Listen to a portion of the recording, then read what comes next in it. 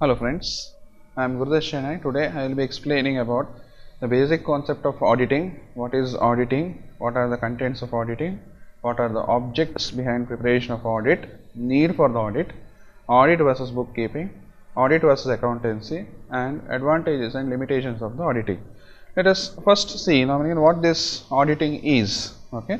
So basically audit means normally we should know that normally when the business is growing and increasing its capacity, increasing its turnover, increasing its size of operations, increasing the scale of operation, it has become necessary to know that how much business we are doing, what is our turnover, what is the respective growth of the enterprise, whether our bills receivables and bills payables, whether they are intact or not, whether assets and liabilities in the balance sheet are showing the exact figures, or whether it is normally understated, overstated, or manipulated by someone. So in such case normally it is very important to check certain events of the finance taking place in the business. So in such case normally to have a proper true and fair view of our statements, true and fair view of the financial position, true and fair view about the respective transactions carried out in the business, it has become necessary to go for audit.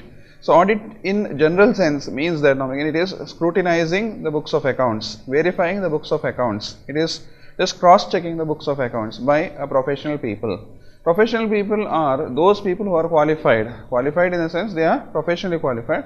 Professionally qualified means normally they have to begin certified with normally the qualification of CA, and then they have to register in ICAI and obtain the membership number. ICAI stands for Institute of Chartered Accountants of India. They have to get certified there after getting qualified. Then they will get the membership number. Once they get their membership number, they can practice auditing the different kinds of firms. So audit basically refers to scrutinizing the books of accounts or cross-checking the books of accounts. It can also become a verification if possible for the books of accounts also.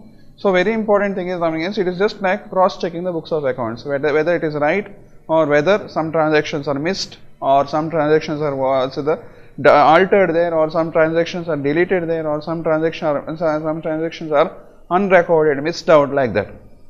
So in such case audit is nothing but cross-checking the books of accounts. So why the auditing is required? Because normally the transaction may be recorded, but transaction remains valid only when it has got a proper documentary evidence, proper evidence for the transaction.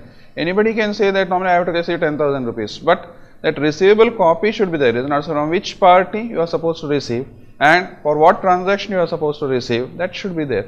Only then it becomes a valid financial transaction. Installment paid for the month, 12,000 rupees, if it is not recorded properly or if it is not documented properly, in such case normally it becomes normally the unauditable transaction. It can become an auditable transaction only when it has got the proper documentary evidence. That is more important. So that's why normally an audit basically focuses on a documentary evidence relating to the transaction. Without proper documentary evidence, an audit purpose is not served. That we have to understand here. So for every transaction there must be a documentary evidence, whether it is a small bill, voucher, or any bank statement, whatever is there, or your EMI based transaction, whatever is the nature of transaction, there must be a appropriate document present for the same. That is one thing which I want to tell you. Okay, this is what is the major focus of the audit. One thing.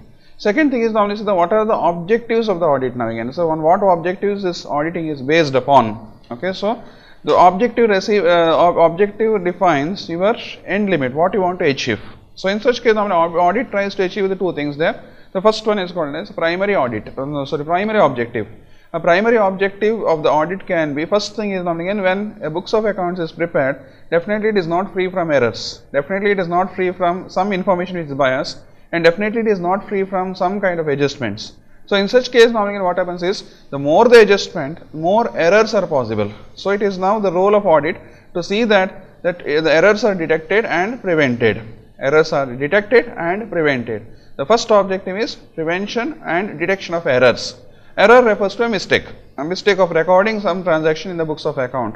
Receivable 60 rupees may be recorded as 120 rupees, or paid to the parties is recorded as twice. Rent paid for the month may be recorded as rent paid for the next month, that is there, or insurance premium paid in the 31st March may be recorded as insurance paid on 31st July. So like that normally there are some errors which are likely to be possible in the books of accounts, which can lead to the fraudulent representation of your books of accounts. So in such case normally these errors has to be seen, located, verified, cross-checked, and then normally it has to be corrected. So that is very important. So that is the primary objective. Errors may be possible because of carelessness and gross negligence of employees. Second thing is not providing resources on time. Third thing is unavailability of financial data. And fourth thing is normally suppose if the transaction is missed out on that particular date. So in such case normally again there is a possibility of recording the same transaction next date with some adjustments. So all these will lead to the errors. Okay, these errors has to be prevented. That is first objective. Second objective is prevention and detection of the frauds. Now let us see, before we go for prevention and detection of frauds, what is the difference between error and a fraud?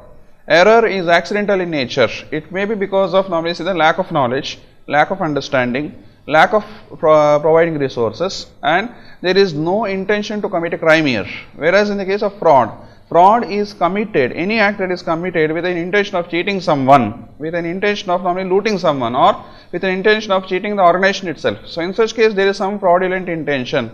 Fraud is of criminal nature, whereas so the error is not of criminal nature. Fraud is duly punished, and errors may be punished only when it is necessity or when the extent of error is too much heinous. That is there. So in such case normally most important thing is normally the errors committed can be excused, it can also be located, it can be patched up. Whereas frauds, whatever is there, normally we cannot compensate a fraud. Compensation for a fraud can be made only when normally the person is duly punished very severely as per normally the criminal procedure code. That is more important. So now coming across prevention and detection of the frauds, it is very important to know that normally again what type of fraud it is, what is the length of the fraud, who are there behind the frauds, and what is the reason for committing a fraud, how much amount is being made as a fraud, and then normally again where this amount is put, normally whatever has been earned through fraud is put. For example, in the year 2008, there was a S.D.M. scam, S.D.M. Computers Limited scam, which has been done by the CEO Ramalinga Raju and 40 of his associates, fellow associates who are chartered accountants in the qualification. What went wrong is, first thing is faulty declaration of gross profit. There was a fraud. Second thing is normally the undervaluation of assets, overvaluation of liabilities. Third thing is normally the accrued interest of crores together money not been shown in the profit and loss account at all. That is there. So these things are possible. So in such case, what has been done there is total manipulation of the account, and then normally it is done with the intention of cheating the investors, cheating normally the shareholders, cheating the public, and also cheating the whole company. So this is called as a fraud. So basic objective of this audit is now again to see that these frauds are located and avoided. Why? Because it questions the reputation of the company, it questions the integrity of the company, it questions the fairness and transparency of the company, it also questions normally whether the company is good in its practice or not.